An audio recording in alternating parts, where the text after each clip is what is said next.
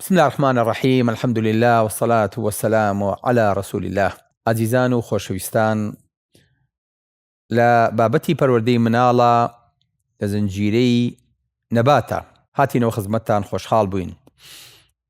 نەبات ئەوەیە کە ئەو کەلیمەیە کە پەروەردگار لە باسی پەروەردەکردنی مەریەمە بۆمان باسەکات لە کاتێکا دایکی نەزری کرد مناڵێ بکا بە خزمەتکاری مزگەوت، بەڵام لە کاتێکا منداڵەکە بوو بینی کچە، فەرمی ربی إني وضعتها أنثى والله أعلم بما وضعت وليس الذكر كالأنثى. فەرمی خوای گەورە من کچم بوو، منیش دام نابوو کوڕ بێ و خزمەتی بەیت المەقدیسی پێ بکەم، وا دەرنەچوو، بەڵام خوای گەورە فەرمێ فتقبلها ربها بقبول حسن. خوای گەورە نەزرەکەی قبول کرد، ئەم مناڵەی قبول کرد، هەر خۆی پەروەردەکردنەکەی تەواو کرد بۆی.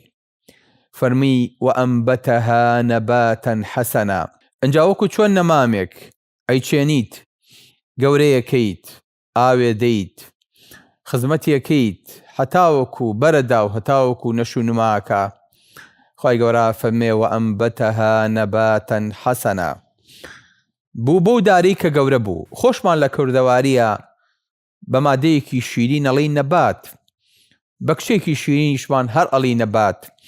بەڕوەکێک کە خزمەتی کەین و گەورەی کەین هەتاوەکو سێبەر و بەرێ بێت هەر پێڵی نەبات. بۆیە ئەم کەلیمەیەمان لە قورئانەوە هەڵێنجاوە و هەر یەکەشمانە بێت منداڵەکانمان بێ بەم نەباتە، چونکە باوکو دایک هەردووکیان ئەم نەمامە پێکەوە ئەنێژن و گەورەیەکەن و خزمەتێکەن، بۆیە ئەبێ زۆر چاودێریکەن هەتاوەکو دواتر لە ژێر بەرەکەیە بحەسێنەوە، لە ژێر سێبەرەکەیە وچانێ بن. کورد دەڵێ ئەگەر 100 دارێ هەبێ لە ژێر دارێکیان ناحەسەیتەوە. بەبەستیان مناڵە، ئەگەر مناڵێکت بە ساڵحی پەروەردە کرد، ئەم مناڵە ئەبێ بەدار عەسای دەست و ئەم منداڵەیە کە خزمەت دەکا. بۆیە نەمام جوانترین کەلیمەیە کە بتوانین منداڵەکانمانی لەسەر پەروەردە بکەین، هەستکەین. ئەم مناڵە پێویستی بە ئاوە، پێویستی بە نانە، پێویستی بە خۆراکە، پێویستی بە ئۆکسجینە، پێویستی بە خۆرە، پێویستی بە پارێزگاریە لە ئافات و لە حەشەرات، پێویستی بەوەیە کە بتوانین پەرێزێکی جوانی بۆ دروستکەین، هەتاوەکو گەورە بێ و هەتاوەکو نەشونماکە و باڵاکە ئێمەش گەز لەگەڵ یا باڵاکەین. بۆیە کورد بە منداڵە لێ بیلبیلەی چاو، یاخۆ دەگە منداڵەکەی بینی لە لووتکەیە و لە ترۆبکە بڵێ چاوت دڵ ڕۆن. ئەمەیە خوای گەورە فەرمێ قورەتو عەینین لی وەلەک. ئەمەیە خوای گەورە فەرمێ رەبەنا هەب لەنا من ئەزواجنا وذڕیاتنا قورەتە ئەعیون. قورەتە ئەعیون یعنی چی؟ یعنی چاو ڕوون، یعنی دڵشاد.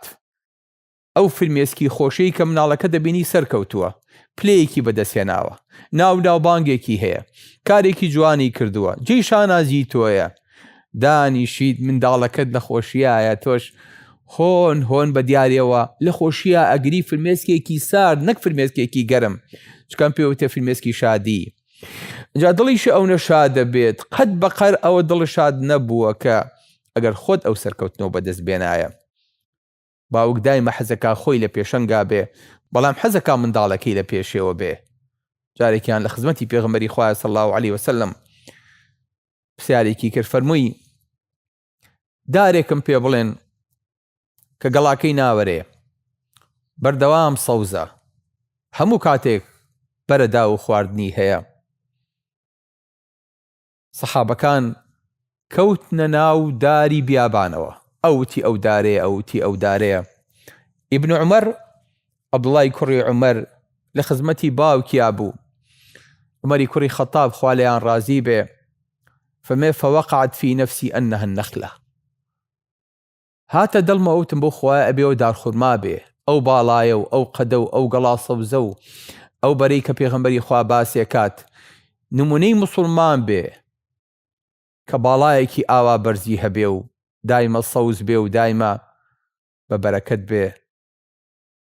فەرمێ کەس نەیزانی، دوایی خۆی وەڵامی دایەوە دیارە پێغەمبەری خوایەوێ مێشکی سەحابەکان بجوڵێنێ، بۆیە بە پرسیار دەست پێیەکە. فەرمی هي النەخلە ئەزاننەوە دارخورمایە. لە دوایی کە هاتینە دەرەوە وتم بە عومەر وتمە زانی باوکە وەڵڵاهی زانیم دارخورمایە کەوتە دڵمەوە. فەرمووی ئەی بۆ قسە نەکرد. وتم ئاخر تۆ ئەبوو بەکر دانیشتە بۆ منیش لە ڕووم نەهات. ئاسەیری ئەدەبی مناڵ لە کاتێکا لە مەجلیسی پێغەمبەری خوایە دانیشتووە، لە خزمەتی ئەم پیاوە گەورانەیە لە ڕووی نایە شەرمەکات شتێک بڵێ کە گەورەکان نەیانزانیوە. بەڵام عومەر خەفەت بۆ ئەوە خوا خۆزگە بیوتایە من گەز باڵام پێ کرد و بەڵکو پێغەمبەری خوای دوعایەکی خێری بۆ بکردایە.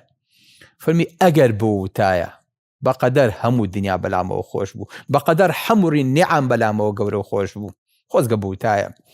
بەڵێ ئەمەیە کە عەبدوڵای کوڕی عومەرە فەرمێ ئین الئەبرارە لەفی نەعیم.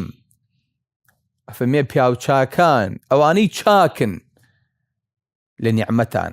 کام چاک؟ فەرمێ بەڕوا ئاباءەهم و بەڕوا ئەبناءەهم. چاکن لەگەڵ باوک و دایکیانە. ئێمە وازان چاکەکردن بەس لەگەڵ دایک و باوکایە، نەخێت چاکەکردن لەگەڵ مناڵیشە. ئەبرار بۆ هەردووکیانە، بۆ سەر و خۆت و بۆ خوار خۆت. چۆن نەتوانی ئەم تەوازونە ڕاگریت؟ چۆن نەتوانیت ئەم دارە بەم شێوەیە گەورەکەیت، بەم شێوەیە پەروەردە بکەیت کە منداڵەکانت لە ماڵەکەی خۆتە، لە باخچەکەی خۆتە کۆمەڵە دارە هەبێ، هەر یەکە و جۆرێک بەری هەبێ، جۆرێ تامی هەبێ، جۆرێ بۆنی هەبێ، جۆرە ڕەنگی هەبێ. چۆن نتوانین ئەمە بکەین؟ بۆیە خوای گەورە هەر لە باسی مەریەما فەرمێ كلما دخل عليها زكريا المحراب وجد عندها رزقا قال يا مريم أنى لك هذا قالت هو من عند الله. ئەها منداڵەکانیشمان و کۆم دارەوان نابێ پەلیان لێ بکەین، بۆ چونکە درێژترین تەمەنی ئادەمیزاد تەمەنی مناڵیە. بەرخێک کە پێئەگا دوای 6 مانگ کاتی سەربڕینی دێ، بەڵام منداڵ هەر منداڵە ساڵ 2 ساڵ 3 ساڵ لەبەرەوە درێژترین تەمەنیان هەیە، لەبەرەوە زۆرترین بایەخیانەوێت. تەنها منداڵی ئادەمیزادیش ئاوایە کە پێویستەکە بەردەوام دەسێ پێوەی بێ. ناژبێ پەلەی لێ بکەی، نابێ بڵێ کوا نەتیجەکەت بە هیچ نەبوویت، گەورە نەبوویت، چەند ساڵە من خزمەت دەکەم پارە و تیا سەرفەکەم، کوا دەرەنجامی تۆ. پەلەکردن لە مناڵ بەرد ناداتێ ئەگە پەلەی لێ نەکەیت. ئەو بەرد ئەداتێ کە مەریەم کۆمەڵێک بەروبوومی لابوو لەو کاتەیە لەو وەرزەیە نەبوو. بۆیە فەرمی هو من عند الله، ئەبێ خوای گەورە ئەو منداڵت پێبەخشێ. ئەو منداڵش بەری شیرینە، ئەویان مزرە، ئەویان نێخۆشە، ئەویان نابێت تاڵ بێ. ئەگەر تاڵ بوو ئەوەت خواردووە، ئەوە دەستکەوتووە کە چاندووتە. لەبەرەوە بێ بەری مناڵەکانمان بەرهەمی مناڵەکانمان شیرین بێ. چۆن شیرینە بن ئەبێ بەردەوام دەستمان پێیانەوە بێ، ئەبێ بەردەوام ئەوە بین کە ئەو باوکو دایکە بین کە بە بایەخ بین بۆیان، بە خەم بین بۆیان بتوێنەوە کومۆم بۆ ئەوەی کە بەرچاویان ڕۆشنکەین. ئەبێ ئەو باوکو دایکە بین کە پێغەمبەری خوا صلی الله عليه وسلم مەسئولیەتەکە خاتە سەرشانمان. فەرمێ كلكم راع وكلكم مسؤول عن رعيته. هەمووتان شوانن، ئێمە با هەر یەخەی سەر و خۆمان نەگرین. پێغەمبەری خوا صلی الله عليه وسلم فەرمێ فالأمير الذي على الناس راع. فەرمێ ئەو کەسەی کە ئەمیر و سەرکردە و گەورەیە شوانە بەسەر خەڵکەوە، وهو مسؤول عن رعيته. ئەمە یخوان پێڵێن ڕیعایە، چاودێری نەخێر بە تەنیا ئەمە نییە، ئەمەیە کە وەکو شوان وابیت، نەک هەر ئەمیر. والرجل راع في أهل بيته. پیاو لە ماڵی خۆیان شوانە، بارهێر نییە و باربەر نییە. پیاو تەنها بە عەلاگەیە خۆی ناکا بە ماڵەوە حەماڵی ماڵەکە بێ. ژن لە ماڵەوە تەنها لە مەطبەخان نییە. والمرأة راعية في بيت بعلها. مەسئولیەتەکە خاتە سەرشانی پیاو، باوک بە دەرەجەی یەک، دایک ئەگەر باوک لە ماڵ بیان لە ماڵ دەبێ. اینجا دوای تەواو نەخێر فەرمێ والعبد راع في مال سيده. ئەو کارە کرد و خزمەتکاری بۆ خزمەتی خۆت و منداڵەکەشی هێناوە، ئەویش هەر مەسئولیەتی لەسەر شانە. ئەبێ وەکو شوان بیت.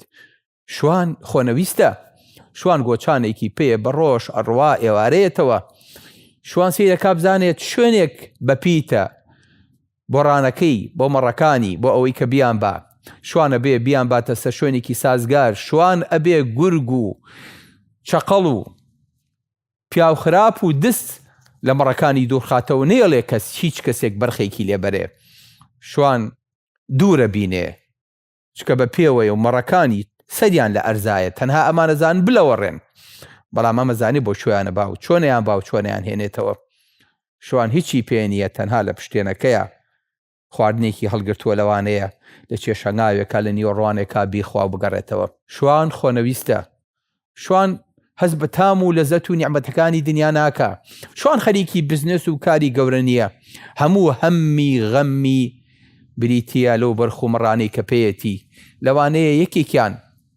بەچکەی بێ لەو دەشتەل و شاخە بیە بە کۆڵیا و بیهێنێتەوە هەتاوە کۆی گێنێتەوە ئاوایی بە سەلامەت شوان کە هاتەوە ناکرێ بە خاوەنەکەی بڵێ وەڵاهی ئەو بزنە سەرکەش بوو لەگەڵمانە هاتەوە ئەلێ من تەسلیمی تۆم کردبوو ئەو مناڵا خوای گەورە تەسلیمی تۆی کردەوە هیبەیە فطرەتەکەی بە پاکی هێناوە یاوێتە دەستی تۆیت سەری لێ شێوێنیت و بە ئاقارێکی خراپای بیت بۆیە ئەبێ باخەوان بین بە معنای نەبات ئەبێ شوان بین بە معنای خزمەت و بایەخ بە معنای خەم هەڵگری ئەو مناڵانە هیبن وەکو غەزالی ئەفەرمێ مناڵ جەوهەرەیە کە خوای گەورە تەسلیمی ئینسانی کردووە بە پاکی هاتووە لەگەڵ هەموو بایەکە ئەشەکێتەوە بە ئاقارێکی خراپە ئەڕواگەر ئاگای لێ نەبێ ئەگەر چاک بووی لەگەڵیا لە دنیا و لە قیامەتە ئیسراحەتی لێکیت گەر خراپیش پەروەردەت کرد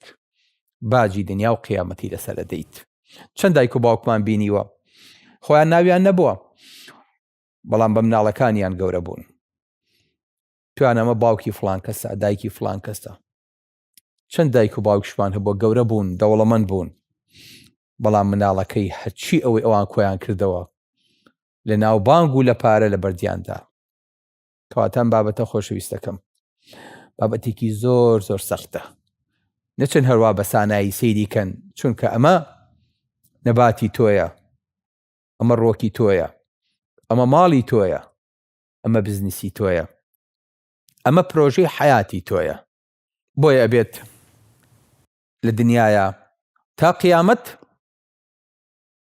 هەڵگەری ئەو دروشمە بین بڵین چی بچێنی ئەوەش ئەدووریەوە فعلا ئەگەر وەئەنبەتەها نەباتەن حەسەنە منداڵەکانمان بەم جۆرە جوانی و بایەخە پەروەردە کرد لەو سەرەوە بەروبوومێکی شیرین ئەچنینەوە.